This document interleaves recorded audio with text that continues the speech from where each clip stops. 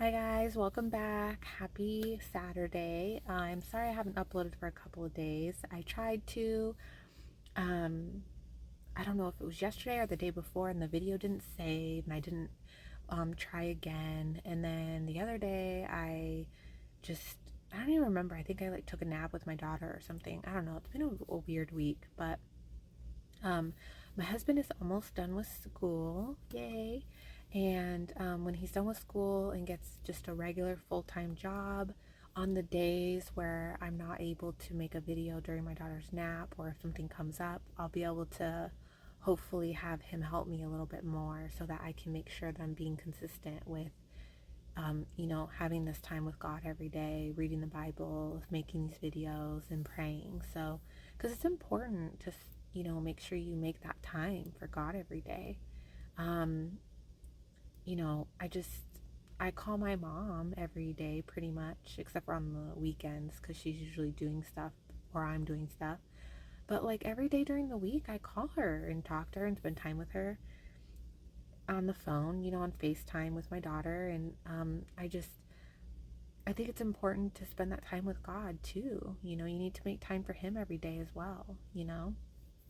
I don't know, that's just my opinion. But um, real quick, before we move forward, please pray for me and my husband. He's almost done with school, and I really just want him to get a job that has been blessed by God. Like I want my husband to have God guide him to what's the next step, what's the correct next job, for him and our family. And even if it's something that my husband's like, what? Like, this doesn't make no sense, or this isn't a good job. Well, I want God to tell him, like, hey, this is the correct next job. Let me guide you to this, because God sees more than we do. So, I really want my husband to, I just pray that whatever next job or whatever next step that my husband takes is being led by God. And I keep telling him that, but he just kind of is like on the fence. So it's like, I'm like, no, just pray about it. But I don't know, we'll get there. And I pray for it, and my mother-in-law says she prays for it. So hopefully, God will help my stubborn-headed husband. But before we start today's chapters, just real quick, welcome if there's any newcomers possibly. I've been reading the Bible for almost a year now. I think it's been like 10 months or something like that. And I've been sharing my journey on what it's really been like actually bringing God into my life, getting to know Him through prayer, reading the Bible for the first time. I've been sharing the good, the bad, everything in between, what it's really been like. And it's been a journey, but let me tell you, I wouldn't have it any other way. And if you're looking for a sign to give God a chance, and read the Bible, do it. Do it, do it, do it, do it, do it. It's hard at first, but push through. Try to make it a habit to pray and read the Bible every day. And let me tell you, over time, you will see, how God transforms you. But you have to let Him, you have to allow Him to come into your life and transform you and, help you and guide you. You know what I mean? So you have to like let go of the control. And I had trouble with that. And I actually prayed about it a few times. And I was like, hey, God, like I'm having trouble letting go. Can you like help me let go? And I mean, nothing like significant or crazy happened, but He slowly like just helped me like feel safe enough to just let go and not be fearful or anxious or worried. So, if you're having trouble with anything, pray about it, ask God for help and guidance, and, um, just be patient, read the Bible, pray, get to know Him, and let me tell you, He will, um, just transform you in such a beautiful way. So, anyways, well, check out my playlist on my channel. I'm doing the full Bible. I'm about a little over halfway through. Day 1 and 2 are the only days that don't have the recording of the chapters. All the rest do. So let's get into some more Proverbs today. Do not be envious of evil men, nor desire to be with them. For their heart devises violence, and their lips talk of troublemaking. Through wisdom a house is built, and by understanding it is established. By knowledge the rooms are filled with all precious and pleasant riches. A wise man is strong. Yes, a man of knowledge increases strength.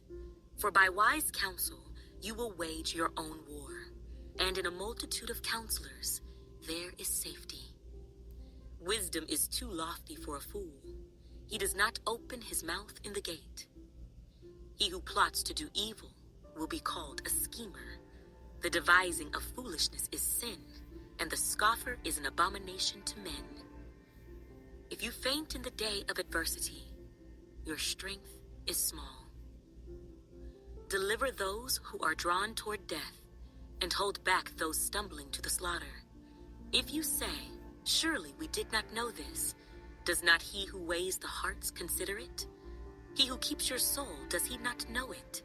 And will he not render to each man according to his deeds? My son, eat honey, because it is good, and the honeycomb which is sweet to your taste. So shall the knowledge of wisdom be to your soul. If you have found it, there is a prospect, and your hope will not be cut off. Do not lie in wait, O wicked man, against the dwelling of the righteous.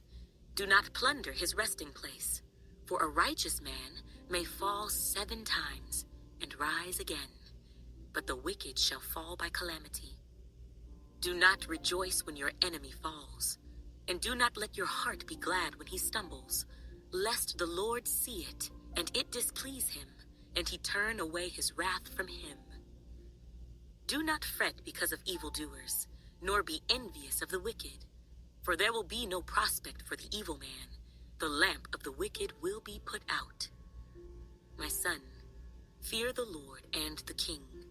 Do not associate with those given to change, for their calamity will rise suddenly, and who knows the ruin those two can bring.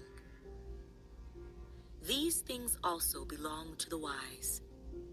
It is not good to show partiality in judgment. He who says to the wicked, "You are righteous," him the people will curse. Nations will abhor him. But those who rebuke the wicked will have delight, and a good blessing will come upon them. He who gives a right answer kisses the lips. Prepare your outside work. Make it fit for yourself in the field, and afterward build your house. Do not be a witness against your neighbor without cause, for would you deceive with your lips? Do not say, "I will do to him just as he has done to me. I will render to the man according to his work." I went by the field of the lazy man, and by the vineyard of the man devoid of understanding. And there it was, all overgrown with thorns. Its surface was covered with nettles. Its stone wall was broken down. When I saw it, I considered it well. I looked on it and received instruction. A little sleep, a little slumber, a little folding of the hands to rest. So shall your poverty come like a prowler, and your need like an armed man. These also are Proverbs of Solomon, which the men of Hezekiah, king of Judah, copied. It is the glory of God to conceal a matter, but the glory of kings is to search out a matter. As the heavens for height and the earth for depth, so the heart of kings is unsearchable. Take away the dross from silver, and it will go to the silversmith for jewelry. Take away the wicked from before the king, and his throne will be established in righteousness. Do not exalt yourself in the presence of the king, and do not stand in the place of the great. For it is better that he say to you, "Come up here," than that you should be put lower in the presence of the prince, whom your eyes have seen.